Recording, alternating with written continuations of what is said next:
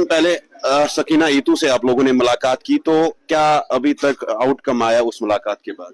जी बिल्कुल, देखिए लगभग ये मेरे ख्याल से 22-23 की तारीख की बात है, इसी महीने की, जब हम chairman of the sub committee and honourable minister of multiple portfolio Sakina Itoo ji से हम जब मिले, तो काफी मतलब कॉर्डियल एटमॉस्फेयर में उधर बातचीत हुई। लगभग 1 घंटे तक हमने उन तक जो जितने भी हमने ड्राफ्ट्स साथ लाए थे रिगार्डिंग द रैशनलाइजेशन इशू, बिल्कुल क्लियर टर्म्स में उनके सामने रखे। वहां पे उनके मतलब बाकी जो ऑफिसर्स थे वो भी कहीं ना कहीं वो सुन रहे थे। Although it was an informal meeting, to be very clear, because एक स्टूडेंट डेलीगेशन था, ऐसी मीटिंग्स फॉर्मल नहीं होती है। तो तौसीफ भाई, हमने वहां पे ये चीजें मतलब वेहेमेंटली बहुत ही स्ट्रांगली रेज की, जो हमारे पॉइंट्स सीधे गुपकार से थे।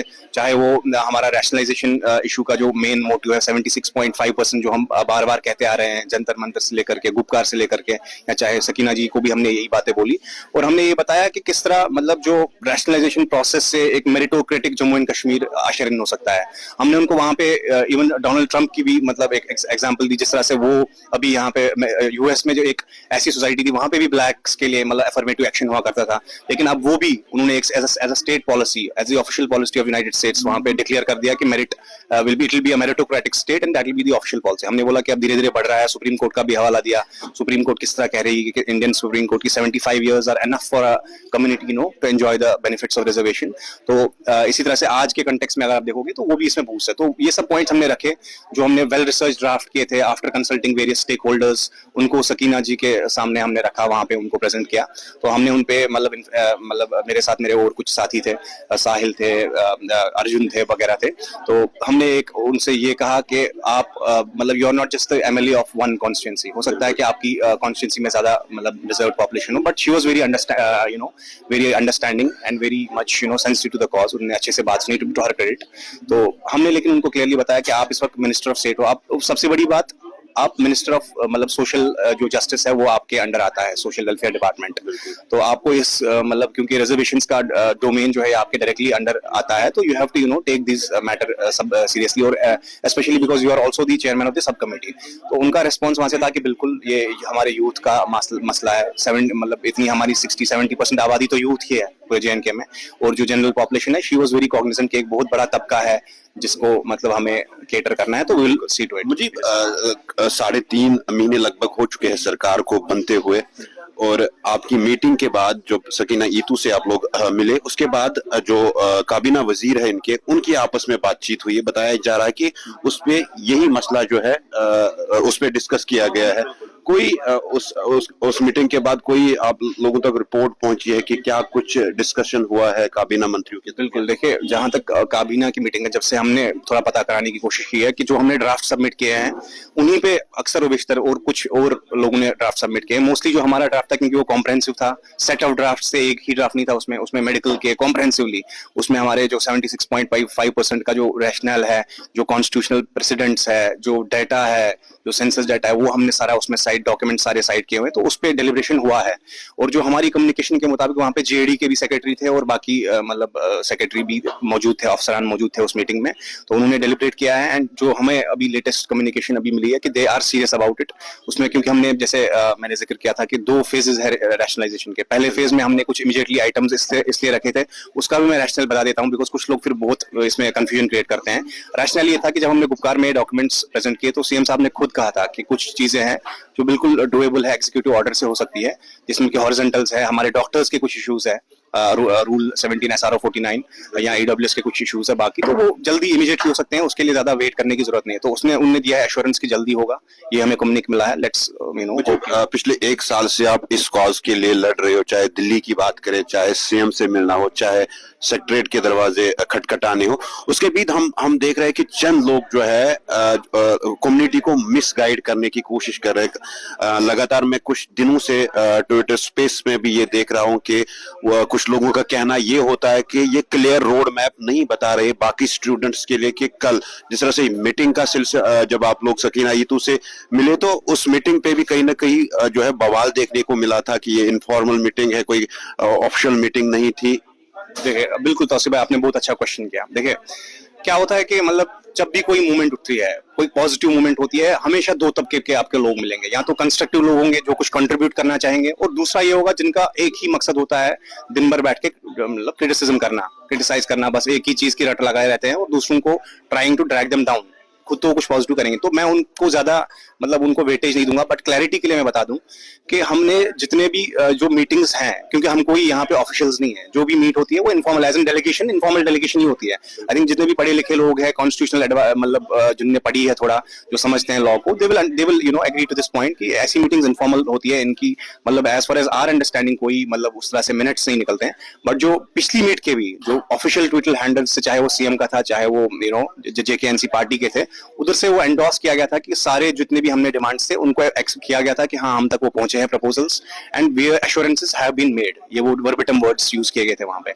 तो उसके बाद जो अब कहा जाता है कि कोई क्लैरिटी नहीं है, ये नहीं है, मतलब ये वही उन चंद 3-4 लोगों की ही बातें हैं, मतलब मैं इनमें ज्यादा मतलब डिटेल में नहीं जाऊंगा।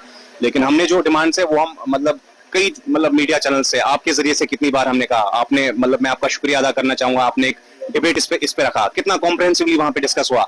इवन कुछ रिजर्व जो हमारे फ्रेटर्निटी के भाई थे उन्होंने भी एग्री किया, आप इसके विटनेस खुद होंगे। तो ये सब हुआ है, सब ने एग्री किया, everybody knows what the demands are. हमने कितनी मेहनत लगा के, मैंने, मेरे दोस्तों ने, उन्होंने कितनी मेहनत लगा के ये नैरेटिव्स आगे किए हैं, डिमांड्स पहुंचाई है। जब हमने मतलब जंतर मंतर से या बुकार से इतने क्लियरली टर्म्स में स्टेट किया है, उसके बाद कोई, मुझे नहीं लगता कोई जवाब बनता है। ये सब बातें बेतुकी बातें हैं, इन पे हमें ज्यादा सरकार कितना सीरियस है इस इशू को लेके? देखिए, जैसे हमारा जितना कम्युनिकेशन, हम वही कहेंगे जो हमें कहा जाता है, मतलब ऊपर से हम जब हम बातचीत करते हैं तो हम अब ये नहीं जानते कि किसी के दिल में क्या है। ऑन द सरफेस हमें कहा जाता है कि they are taking it very seriously, हम इसको करना चाहते हैं। लेकिन मैं साथ में एक ये राइडर भी ऐड कर दूं कि अगर वो ऐसा नहीं करते हैं, आने वाले फिर काफी चेक्स एंड बैलेंसेस है, असेंबली सेशंस है, बाकी चीजें हैं जहां पे इनको हम अकाउंटेबल ठहरा सकते हैं। बट कुछ टाइमलाइंस होती है, जैसे कि इसमें 6 महीने का टाइमलाइन दिया गया है ब्रॉडर रैशनलाइजेशन इशू को, जिसमें कि कॉम्प्रहेंसिव रैशनलाइजेशन की हमने बात की है। यहाँ हमने इमीडिएटली एक्शनेबल मेजर्स के लिए उन्होंने रफली कहा था कि फर्स्ट वीक ऑफ फरवरी या वेरी सून करेंगे हम, शॉर्टेस्ट पॉसिबल टाइम, ये वर्ड यूज किया था। तो कुछ टाइमलाइंस होती है, उन टाइमलाइंस को हमें भी अवॉइड करना है और उनको भी अवॉइड करना है। तो अब हम ये टाइम स्किप नहीं कर सकते, हम उस पर देते हैं, बट इसके दौरान हम कोई हाथ पे हाथ धरे नहीं रहेंगे। जैसे कि आपने कल देखा होगा ट्विटर पे पूरे इंडिया में टॉप 20 ट्रेंड्स में ये रिजर्वेशन इशू था, thanks to the warriors of merit, thanks to the general category population की जो यूथ पॉपुलेशन है, उन्होंने इसको कल ट्रेंड कराया और everybody took notice of this thing. मगर उस तरह से, जिस तरह से आप कह रहे हो कि कल जो है ट्रेंड कर रहा था पूरा ये रिजर्वेशन का इशू ट्विटर पे, बट जम्मू की अगर हम बात करें, जो जम्मू में उस तरीके की आवाज जो है सामने नहीं आ रही है, खाली वाहिद जो हम कश्मीर से देखें, इसके पीछे कारण क्या है? जम्मू से आवाज क्यों नहीं आ रही? बिल्कुल, देखिए ये बड़ा इंपॉर्टेंट क्वेश्चन है। देखिए, जब भी हम बात करते हैं, हमने हमेशा इंक्लूजन की बात की है। हमने कहा है कि ये 69.5% we are not seeking it for Kashmir only, it's for entire Jammu and Kashmir. हमारे डोगरा भाई भी हैं, कश्मीरी भाई भी हैं, मिलकर के लिए। अब अनफॉर्चुनेटली शायद कुछ वजह होंगे जो उनको बेहतर पता होंगे कि वो क्यों नहीं आ रहे हैं, या इवन, लेकिन मैं इतना बात क्लियर कर दूं कि ग्रुप्स में, स्पेसेस पे इनके मतलब जम्मू के भी हमारे भाई आते हैं। शायद वो मतलब पब्लिकली उतना एक्सप्रेसिव नहीं है, बट वो मतलब मॉरल सपोर्ट, ट्विटर पे ट्वीट्स उनके भी हैं, अगर आप कल देखें तो वो भी बात करते हैं। ऑल्दो मतलब ये है कि शायद उस मतलब इंटेंसिटी के साथ बात नहीं करते हैं। ये अपोजिशन का रोल किस तरह है, खासकर रिजर्वेशन को लेके, चाहे बीजेपी हो, पीपल्स डेमोक्रेटिक पार्टी हो, या और कोई दल जिनके एमएलए इस वक्त चुन के आए, उनका किस तरीके का रोल है इस चीज को लेकर? बिल्कुल, देखिए अगर हम देखते हैं कि जो 90 एमएलए हमारे हैं जम्मू एंड कश्मीर यूटी में अभी असेंबली में, इसमें लगभग 65 to 68 एमएलए उन एरिया से आते हैं जहां पे मतलब general population is the overwhelming majority, like 70-80% से ज्यादा। तो ये अब ऐसा इशू बन चुका है कि कोई अपोजिशन पार्टी या कोई भी पार्टी फॉर दैट मैटर, चाहे रूलिंग हो अपोजिशन, वो इग्नोर नहीं कर सकता है। और कुछ अपोजिशन पार्टीज ने मतलब काफी कंस्ट्रक्टिव रोल अदा किया है इस इशू को हाईलाइट करने में। मतलब मैं इसमें मतलब कोई मतलब मेरे को दोहराई नहीं हुआ कहने में कि मतलब काफी लीडर्स हैं, मतलब वहीद है, बाकी एमएलए लंगेट, बाकी लोग हैं जिन्होंने इस इशू को टाइम टू टाइम रेज किया है, तो उनको हम अपना क्रेडिट देते हैं।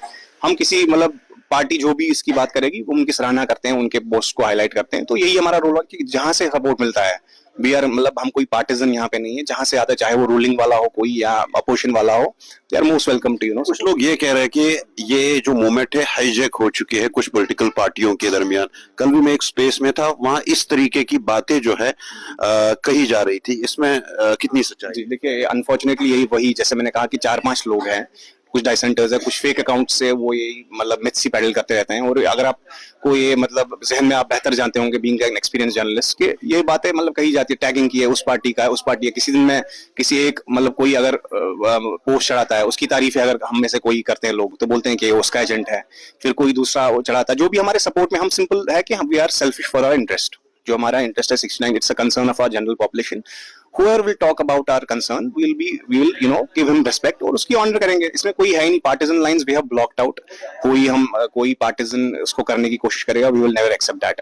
ऐसी कोई भी बातें करता है बेतुकी बातें हैं, इट्स जस्ट अपना पर्सनल ईगो सेटिस्फाई करने के लिए। कुछ डिफरेंसेस रही होंगी, कुछ वो 4-5 लोग वही है बातें करते हैं, बाकी नोबडी टेक्स देम सीरियसली। मुझे आखिरी सवाल मेरा रहेगा, 3.5 महीने हो चुके हैं, जो अभी तक रिजल्ट्स है वो पब्लिक के सामने भी है, क्योंकि आप लोग कंटिन्यूअसली मीट कर रहे हैं, चाहे सरकारी हो या उसके अलावा भी जो ऑप्शनल से आपसे मुलाकात करनी होती है आप करते हो। क्या लग रहा है कि ये 6 महीने जो है, इन 6 महीनों में सरकार कोई सॉलिड डिसीजन लेगी रिजर्वेशन को लेके, या जिस तरह से वो कह रहे हैं कि सब जुडिशियल है मसला अभी?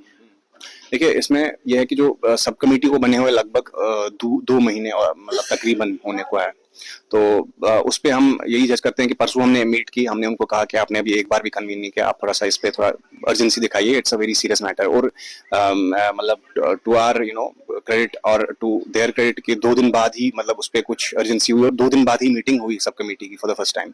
तो हम यही कहेंगे कि देखिए हमारे हाथ में एफर्ट लगाना है, फिर वो सरकार तक है, अगर वो एग्जीक्यूट करेंगे तो वील अप्रिशिएट दैट, अगर वो एग्जीक्यूट नहीं करेंगे तो we will hold them accountable. हमारी मतलब इस वक्त पूरी यूथ का मसला है, we can not let this issue go away. 6 महीने के बाद आप लोगों की आगे की रणनीति क्या रहेगी अगर 6 मंथ्स में ये मैटर जो सॉल्व देखिए उसमें उसके बाद 6 महीने के अगर ये सॉल्व नहीं होता है, we will consult like all stake holders, चाहे वो सिविल सोसाइटी के ग्रुप्स हो, चाहे वो हमारे मतलब एल्डरली हो, चाहे वो कोई पॉलिटिकल पार्टी अपोजिशन हो, बाकी लोग हो। अगर ये मसला सॉल्व नहीं होता है, we will take them on board and we will discuss कि आगे क्या करना है। वो एक मिल बैठ के मतलब पूरे कंसेंसस से डिस्कस किया जाएगा। आने वाला session, budget session Jammu Kashmir में होने वाला है, तो उस सेशन में आपको कोई उम्मीद है कि बातचीत होगी रिजर्वेशन को? जी बिल्कुल, हमें उम्मीद है। In fact we have reached out to various MLAs, अलग अलग पार्टीज के, हर पार्टी के। देखिए अब जो कहा जाता है कि किसी एक पार्टी, अगर वैसा होता हम फिर रीच आउट नहीं करते। हमने अपोजिशन को भी रीच आउट किया, हमने रूलिंग पार्टीज के कुछ एमएलएस को, अब मैं नाम गिनाना यहाँ पे सही नहीं रहेगा, वी हैव रीच्ड आउट और हमने उनको कहा है कि इसको वेहेमेंटली रेज कीजिए वहां पे असेंबली में, बिकॉज असेंबली एक प्लेटफॉर्म होता है जहाँ पे आपको पीपल के इश्यूज रेज करने होते हैं। और अभी as of today I think reservation जो यूथ का जो गवर्नेंस फ्रंट पे, चाहे कोई एस्पिरेशनल इश्यूज को आप छोड़ दीजिए साइड में, गवर्नेंस फ्रंट पे this is the number 1 issue, इसके बढ़कर कोई इशू है नहीं। पार्लियामेंट सेशन भी शुरू होने वाला है, 3 एमपी जो है श्रीनगर से, कश्मीर घाटी से, 2 जो है जम्मू से। क्या आपको लगता है कि पार्लियामेंट में भी आवाज उठेगी 5 एमपीओ के दौरान? देखिए अगर वो उठाएं तो बेहतर बात होगी, बट मैं ये बोलूंगा कि इवेंचुअली ये मतलब अभी जो है ज्यादा इसमें जो पेशरफ्त होगी वो असेंबली सेशन में होगी, because it's perfectly within the domain of the assembly and the elected government as of now, as of जो हम अंडरस्टैंड कर पा रहे हैं। बट अगर पार्लियामेंट में भी उठता है तो बहुत अच्छी बात है, इससे इसको ऑल बूस्ट मिलेगा इस कॉज को। चलो, बात करने के लिए शुक्रिया। थे हमारे साथ मुजीब, इनसे हमने बातचीत की क्योंकि इन्होंने पहले दिन से ही ओपन मेट की लड़ाई जो है दिल्ली के जंतर मंतर से स्टार्ट की और इस वक्त भी कंटिन्यूअसली उस लड़ाई को लड़ रहे हैं मुख्तलिफ प्लेटफॉर्मों पे। चाहे सरकार की बात करिए या सरकार के बाहर जितने भी इंटेलेक्चुअल लोग हैं उनसे मुलाकात कंटिन्यूअसली हुई।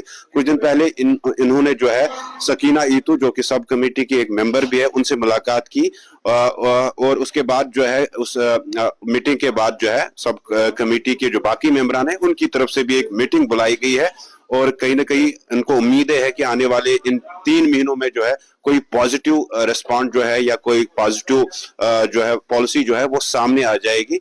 आपकी क्या राय रहेगी आप भी जरूर कमेंट सेक्शन में रखिएगा। फिलहाल मुझे दीजिए इजाजत, अल्लाह हाफिज।